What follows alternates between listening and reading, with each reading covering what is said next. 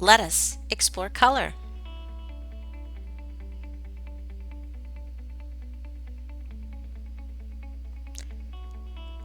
I can mix colors. I can get my supplies. You need watercolors and a paintbrush, water, paper towels, stiff paper, pencil, Sharpie marker, or permanent marker. Now, your paper that I gave you is going to be all rolled the wrong way. So roll it the opposite way to make it flat.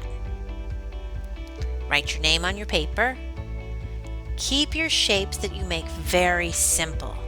You could add details later. Right now, I want you to keep your shapes very simple. Stay with those geometric and those organic shapes. And add some lines. Don't go too small because it'll get kind of tricky later. Then take your Sharpie marker and follow your pencil. If you mess up, just add an eraser. Now, get your paints ready. Get them wet first. I want you only using 3 colors to start. Those are the primaries: blue, red, and yellow. Only use those first because I want to see you mixing an orange, I want to see you mixing a purple, and I want to see you mixing a green. They have to be your own mixes first. Then you can add the other ones. Take your time. It can be a little tricky. Have fun. Always make sure when you go to get fresh colors from those paints, your paintbrush is clean. I kind of had a hard time mixing purple here. It just didn't quite work. Kind of came out a little brown. But when it dried, it was beautiful. So it's okay if right now it's not working. Just keep adding more and more color. Make sure that your paintbrush is clean each time you hit the paint in the paintbrush. It's okay if it's messy on the palette, but not when you get fresh paints.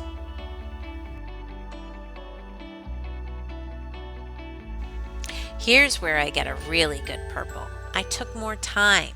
I really tried to add enough red and enough blue to make it work.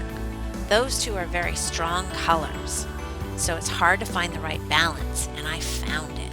You can too.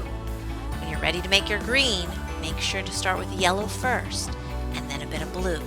You have to remember, yellow's a weak color, so those strong colors like red and blue take over.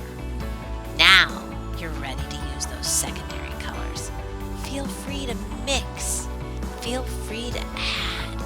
Always make sure your paintbrush is clean when you go to those paints. And also, when you're ready to use that black and that brown, be prepared. They're even stronger than blue and red, and they can take over. Oftentimes, you'll hear the word artist mud, because the colors can become muddy. So just go careful, just go slow. And if the colors bleed and mix, that's okay, because that's what we're doing. When you're done, make sure you wipe off with a paper towel your palette so you can mix colors again. Take that time and get your paintbrush clean. And you'll notice that I worked hard before I put it away to make sure it still has a nice point. Also, clean your area when you're done. It won't mess anything up. Remember when I said you can go back and add more details? When your painting's dry, you can go back and add some fun stuff with a Sharpie marker.